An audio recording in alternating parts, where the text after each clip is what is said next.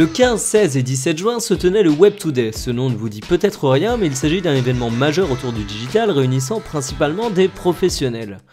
D'ailleurs, c'est sûrement pour ça que ça vous dit rien. Malgré tout, vous feriez bien de vous y intéresser puisque de nombreuses conférences s'y déroulent et les sujets sont pour le moins passionnants. Petite sélection.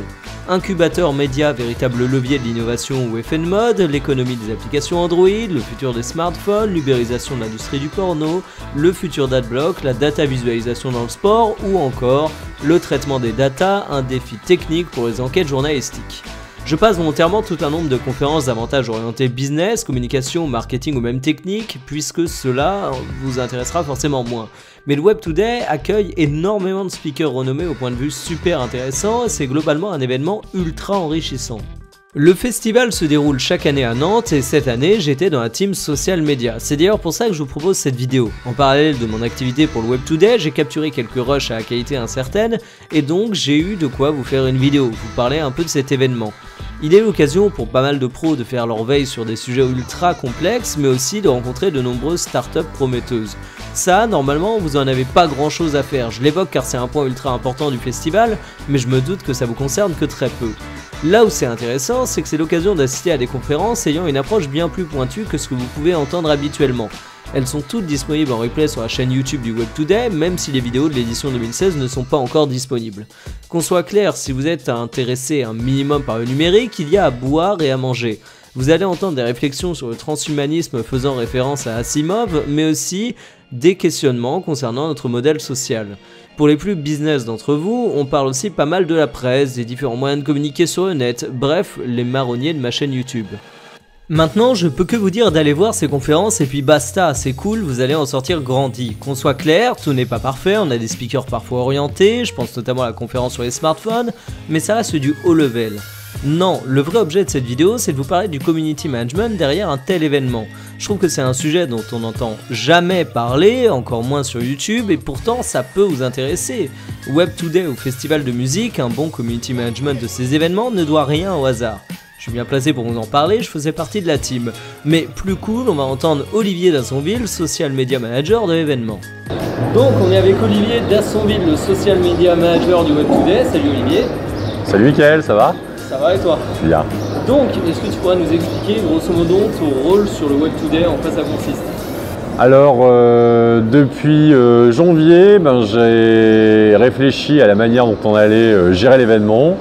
J'ai sollicité mon réseau de connaissances qui me semblait le plus à même de me seconder. Et donc j'ai monté une équipe d'une quarantaine, 45 personnes qui, contrairement aux années précédentes, est quasiment exclusivement composée de professionnels qui m'ont fait le plaisir de poser des jours de congé pour venir bosser 3 jours bénévolement avec moi. Ça vient arnaquer les gens quoi. Voilà, ils sont tous contents. Donc, concrètement, le Web Today, c'est principalement Twitter et Instagram.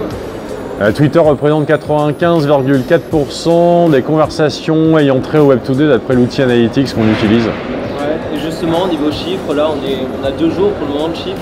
Alors là, on est à 23 800 messages mentionnant le hashtag du Web Today. C'est le double de l'an dernier. On a 8300 messages qui ont été émis à partir de la région parisienne. Et puis on a atteint une portée de 11,8 millions d'impressions pour les messages les messages portant le hashtag ou émis par le Web Today. Tu l'as dit, c'est des chiffres qui sont assez impressionnants par rapport à l'année dernière. Cette année, on a plus de pros que l'année dernière. Toi, tu es social media manager de l'événement depuis 3 ans, c'est oui. Ça concrètement, on est sur un événement où tu es avec des professionnels du web. On a 3500 personnes effectivement qui viennent pour s'immerger dans l'écosystème, suivre des comptes. Super exigeant niveau Twitter, etc. Comment ça a évolué au cours de ces 3 dernières années, la gestion des réseaux sociaux pour le Web Today? Alors déjà en termes de taille, puisqu'il y a 3 ans c'était à peine une vingtaine de personnes, mais le nombre de conférences ayant augmenté, là cette année on a géré jusqu'à 6 conférences simultanées. Donc ça nécessite d'avoir 2 à 3 personnes par conférence, plus la modération des tweet walls, plus les gens qui contrôlent que les hashtags sont bien mis, parce qu'on utilise un outil qui s'appelle Swarmbird, qui nous permet de gérer du multi-contributif sur Twitter sans prendre de risques. permet d'avoir un filet de secours. Puis surtout, on a un village exposant qui a quadruplé très rapidement. Et donc, ça a nécessité de réajuster l'équipe par rapport à ça. Concrètement, les difficultés de gérer le community management d'un tel événement? Ben, c'est les aléas qui arrivent toutes les 15 minutes, les changements de programme, les annulations, les retards de train, le mec qui ne se réveille pas parce qu'il a picolé la veille. Non, mais on n'a eu que ça, voilà. Donc c'est assez compliqué, c'est pour ça que je m'appuie sur des gens qui me connaissent, qui sont expérimentés, qui ont déjà travaillé avec moi sur des événements. Parce que si tout n'est pas hyper calé, ou au moins avec des gens qui sont capables de s'adapter à la volée, eh bien on se laisse submerger par les problèmes. Si tu devais donner envie à mes viewers, peut-être pas de venir, parce que c'est un certain prix, c'est plus pour les pros, mais de regarder les conférences en live l'année prochaine, comment tu vendrais l'événement? Alors, on a quand même un panel de 192 speakers qui viennent de 3 continents différents. On a la star de la robotique sud-coréenne, on a un ancien responsable du design d'Apple, on a eu Carlos Diaz qui dirige The Refiners dans la Silicon Valley. On a quand même des gens qui sont un peu des porte-drapeaux de leur secteur et qui, on l'a vu avec Carlos Diaz, qui portent une vision. On a eu des confs sur les bots conversationnels, on a eu Des Gonzo pour le porn, enfin on a plein de gens hyper intéressants. Et parce que le porn, ça intéresse toujours tout le monde. Mais je crois qu'on va s'arrêter sur cette belle phrase de conclusion. Voilà, c'est beau. Merci beaucoup Olivier. C'était un plaisir, Mickaël.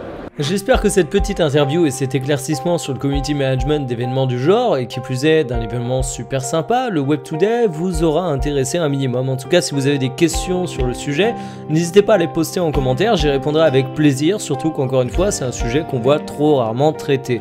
Sur ce, je vous dis à bientôt pour une prochaine vidéo et salut!